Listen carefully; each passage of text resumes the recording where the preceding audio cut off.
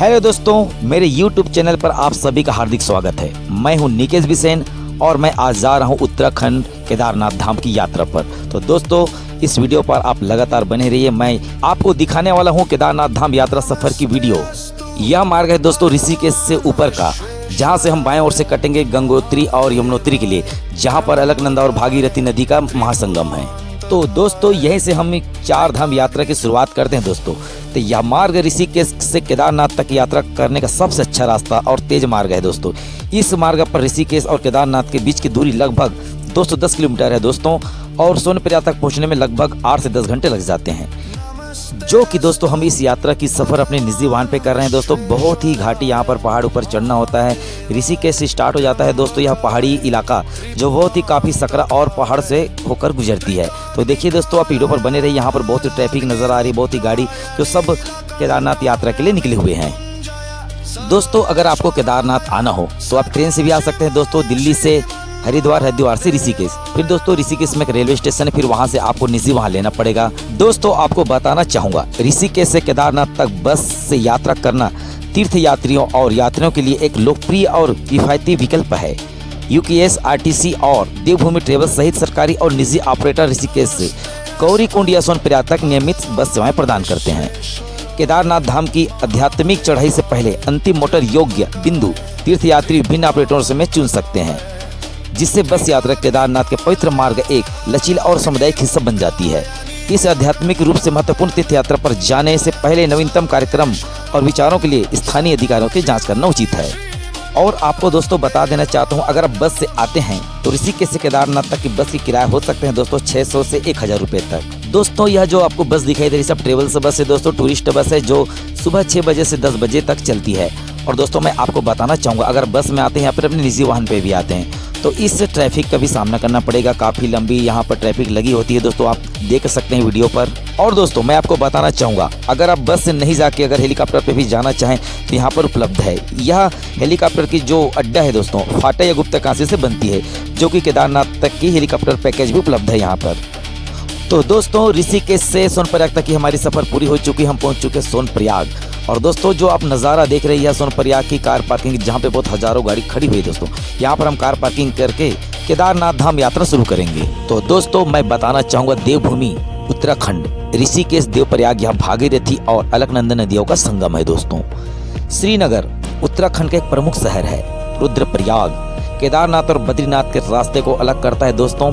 उसके बाद आते हैं दोस्तों गुप्तकाशी। दोस्तों, यह गुप्तकाशी विश्वनाथ मंदिर और काशी विश्वनाथ मंदिर के लिए दर्शन किए जा सकते हैं। सोनप्रयाग, जहां पर मैंने दिखाया था दोस्तों, जहां पर कार पार्किंग हुई है, वहां से गौरीकुंड को अगर जाएं तो यहां से गौरीकुंड लगभग 5 किलोमीटर की दूरी पर है। गौरीकुंड से केदारनाथ मंदिर की दूरी दोस्तों 16 से 18 किलोमीटर की दूरी पर है।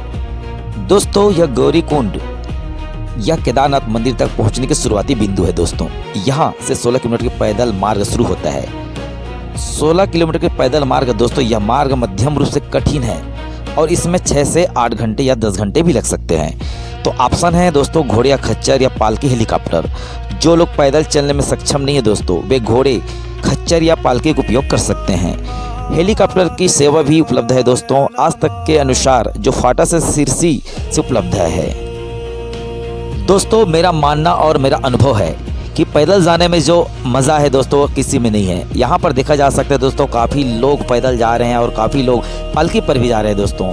तो अपनी अपनी श्रद्धा है दोस्तों, अगर श्रद्धा के नाम से हम पैदल जाएं, अपनी को कुछ कष्ट तकलीफ दे के जाएँ तो ज़्यादा अच्छा रहेगा दोस्तों। और दोस्तों, यह केदारनाथ धाम यात्रा की जो मार्ग है दोस्तों, काफ़ी कठिनाई भरा चढ़ाई है दोस्तों। आप देख सकते हैं यहाँ पर हर उम्र दराज के लोग यहाँ पर आए हैं दोस्तों, छोटे से बड़े तक यहाँ की चढ़ाई कर रहे हैं दोस्तों। बहुत ही यह रास्ता जो है कठिन है।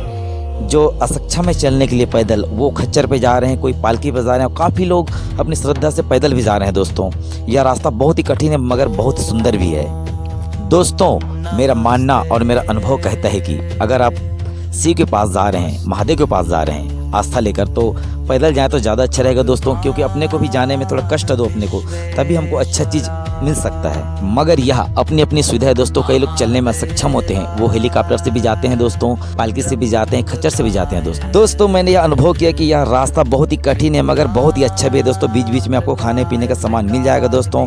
काफ़ी कठिनाई तो रास्ता है मगर चलने में मजा भी आता है दोस्तों। काफी लोग भी मिलते हैं, काफी लोगों के साथ बातचीत करते हुए चले जा सकते हैं। दोस्तों आप महादेव की भक्तों की भीड़ आप यहाँ पर देख सकते हैं। यहाँ पर काफी दूर दूर से अलग अलग राज्यों से लाखों की भीड़ में यहाँ पे आते हैं दोस्तों और इस धाम को करते हैं। दोस्तों आप देख सकते हैं यहाँ पे हर उम्र दराज के लोग यहाँ पर इस यात्रा को करते हैं दोस्तों। यहाँ आने में बहुत ही आनंद है, उतने कठिन भी है दोस्तों, उतने आनंद भी यहाँ पर आने से मिलता है। दोस्तों आप देख सकते हैं यहाँ पर आस्था होनी चाहिए दोस्तों। यहाँ पर देखिए आप एक औरत जो काफ़ी उम्र दराज के औरतें हैं वो भी दादी अम्मा के समान है, वो भी आप सफ़र कर रहे हैं दोस्तों।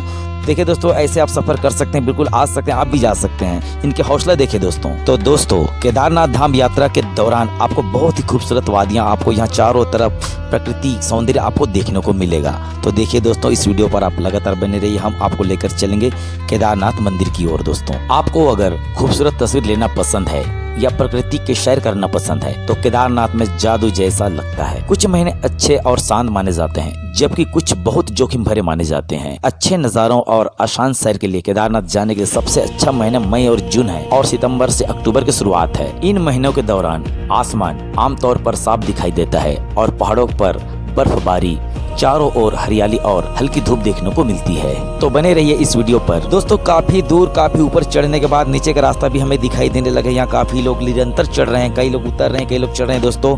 जिनकी यात्रा पूरी हो चुकी है, दर्शन हो चुकी है, वो लोग वापस आ रहे हैं। यहाँ पे बहुत ही अच्छी वादियाँ देखने को मिलेगी। यहाँ पर दोस्तों आपको बताना चाहूंगा अक्टूबर से मार्च तक मौसम शून्य से नीचे और सर्दियों में शून्य से नीचे चला जाता है। बर्फबारी के कारण केदारनाथ मंदिर बंद रहता है। तो दोस्तों घोड़े की जो रखने की जगह होती है दोस्तों, वहाँ पर घोड़े ठहरे हुए हैं, काफी लोग विश्राम कर रहे हैं दोस्तों, क्योंकि यहाँ आने से बहुत थकान लग जाती है। यहाँ पर बहुत सारे जो आपको दुकानें दिख रही है दोस्तों, खाने पीने की सामानें दिख रहे हैं, यहाँ पे कैंप दिख रहे हैं रुकने के लिए।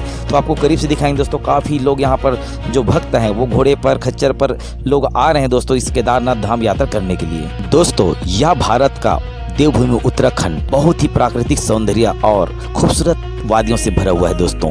एक बार जरूर आए और अपने आंखों से देखिए दोस्तों और अनुभव कीजिए। वाकई में यहाँ आने से स्वर्ग जैसा महसूस होता है। हम आखिर बाबा केदारनाथ के द्वार पहुंच ही चुके हैं और दोस्तों जो आपको दृश्य दिखाई दे रहा है वह केदारनाथ है। यहाँ भक्त लाखों के भीड़ में रोजाना आते हैं। 6 महीने तक यह पट खुला रहता है और आप देख सकते हैं दोस्तों जो आपको यह दिखाई दे रहा है यह एक भक्तिमय केदारनाथ शहर है। और साथियों जहाँ से हम आपको दिखा रहे यह दृश्य वह है बाबा भैरवनाथ की स्थल, जहाँ पर विराजमान है बाबा भैरवनाथ। तो हमें केदारनाथ मंदिर क्यों आना चाहिए? केदारनाथ धाम भगवान शिव के पवित्र स्थलों में से एक है। केदारनाथ उत्तराखंड में 4 धाम का हिस्सा है। भगवान शिव की मुक्ति की कामना के लिए हर साल देश भर से लाख भक्त आते हैं। केदारनाथ मंदिर साल में 6 महीने खुला रहता है और फिर 6 महीने बंद रहता है। गर्मियों में मौसम बहुत सुहाना होता है और केदारनाथ यात्रा पर जाने का यह सबसे अच्छा समय होता है। मानसून के मौसम में भारी बारिश के कारण केदारनाथ यात्रा पर जाना उचित नहीं है। बारिश के कारण भूस्खलन अक्सर होता है और यदि आप योजना बना रहे हैं तो फंसने की स्थिति बन सकती है। तो आइए साथियों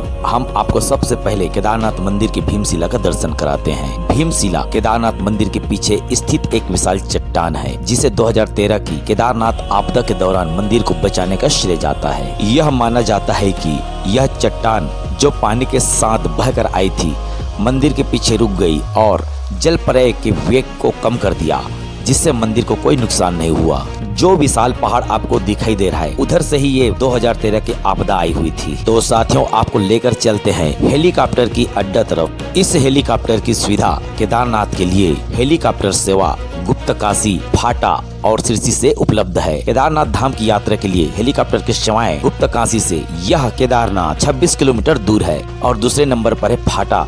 यह भी केदारनाथ के पास से एक महत्वपूर्ण हेलीपैड है। यह एक हेलीपैड है जहां से आप केदारनाथ के लिए हेलीकॉप्टर ले सकते हैं। तो साथियों आपको बताना चाहूंगा केदारनाथ हेली यात्रा के लिए पंजीकरण आवश्यक है।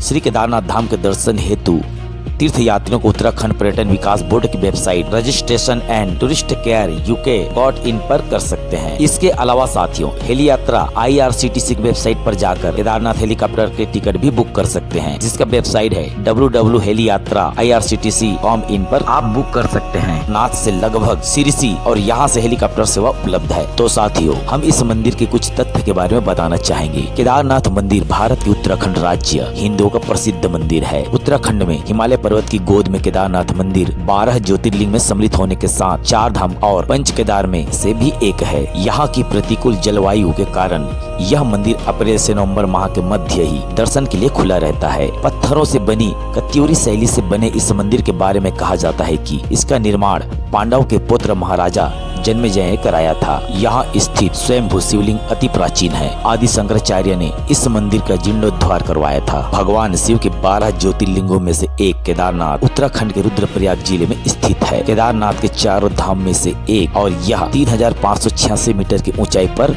राजसी पर्वत चोटियों की गोद और मंदाकिनी नदी के उद्गम स्थल पास स्थित है। यह हिमालय की आश्चर्यजनक पर्वत श्रृंखला के बीच और मंदाकिनी नदी के उद्गम स्थित है। केदार भगवान शिव का दूसरा नाम है जो रक्षक और संहारक है। मंदिर गौरी कुंड से 17 किलोमीटर की दूरी पर और सोनप्रयाग से 22 किलोमीटर की दूरी पर यह स्थित है। तो साथियों, केदारनाथ धाम यात्रा के बाद हम आपको लेकर चलते हैं बद्रीनाथ धाम जाने का रास्ता। यह रास्ता चमोली से, अगर आप केदारनाथ तरफ से आते हैं तो चमोली से भी आप 20 से जा सकते हैं दोस्तों, या फिर आपको शुरुआती से जाना है तो ऋषिकेश से शुरू होता है। ऋषिकेश से बद्रीनाथ तक सड़क मार्ग से जाया जा सकता है, जिससे लगभग 10 से 12 घंटे लगते हैं। रास्ते में देवप्रयाग, रुद्रप्रयाग, कर्णप्रयाग और जोशीमठ जैसे खूबसूरत स्थान पड़ते हैं। जोशीमठ से बद्रीनाथ लगभग 50 किलोमीटर दूर है।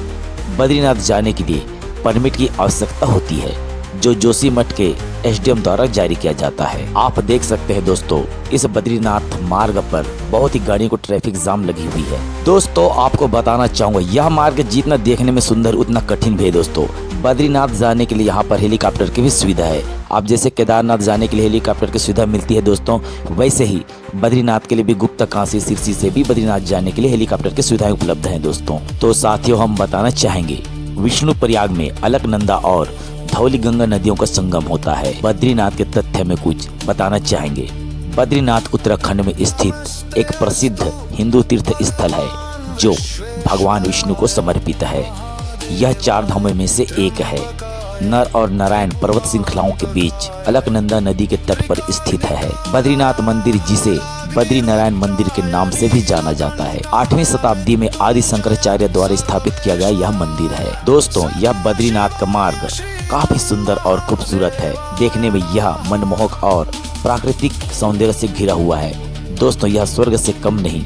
दोस्तों, मैं आपको बताना चाहूँगा, इसी रास्ते से हम भारत का प्रथम गाँव माड़ा जाते हैं दोस्तों। तो साथियों, हम अगली वीडियो पर बद्रीनाथ धाम का वीडियो दिखाएंगे। तो साथियों, इस वीडियो पर आप लगातार बने रहिए। हम इस रास्ते से प्रभु श्री राम जन्मभूमि अयोध्या के लिए निकल रहे हैं दोस्तों। यह मार्ग आपको ले जाएगा दोस्तों सीधा अयोध्या, और वहां जाकर हम दर्शन के दोस्तों, और उसकी वीडियो भी हम बनाए हुए हैं, तो हम अगली वीडियो पर जरूर दिखाएंगे दोस्तों। तो दोस्तों, हम आपको बताना चाहेंगे, जैसे कि हम केदारनाथ धाम यात्रा गए, बाबा केदारनाथ जहां पर विराजित है, वहां की वीडियो हम नहीं ले सकते दोस्तों, क्योंकि वहां मोबाइल या कैमरा ले जाना अनुमति नहीं है। वैसे ही दोस्तों, इस अयोध्या में श्री राम प्रभु के मंदिर में हम मंदिर के अंदर प्रभु जी का तस्वीर या फोटो या वीडियो नहीं निकाल सकते। जो आप दृश्य देख रहे हैं वह है बनारस की काशी विश्वनाथ मंदिर गंगा मैया तट पर महाआरती का दृश्य। मैं आपको बताना चाहूँगा, काशी विश्वनाथ में 12 ज्योतिर्लिंग में से एक काशी विश्वनाथ जी विराजित है। तो हम आपको यह दृश्य जो दिखा रहे हैं, यह गंगा के तट का स्थान का है। काशी विश्वनाथ गंगा आरती वाराणसी के दशाश्वमेध घाट पर शाम को होने वाला एक प्रसिद्ध धार्मिक समारोह है। यह आरती देवी गंगा को समर्पित है और इसमें मंत्रों का जाप, भजन और दीपों से आरती की जाती है। गंगा आरती का महत्व, गंगा आरती देवी गंगा के प्रति भक्ति और श्रद्धा व्यक्त करने का एक तरीका है। ऐसा माना जाता है कि गंगा आरती में भाग लेने से, दीपों के धुएं को ग्रहण करने से आत्मा की शुद्धि होती है। आरती का भव्य दृश्य, मंत्रों का जाप और धूप बत्ती की सुगंध एक दिव्य अनुभव प्रदान करते हैं। गंगा आरती वाराणसी आने वाले पर्यटकों के लिए प्रमुख आकर्षण का केंद्र है। अगर मेरा यह वीडियो आप सभी को पसंद आई होगी तो मेरे चैनल को लाइक, शेयर, सब्सक्राइब जरूर करें। धन्यवाद।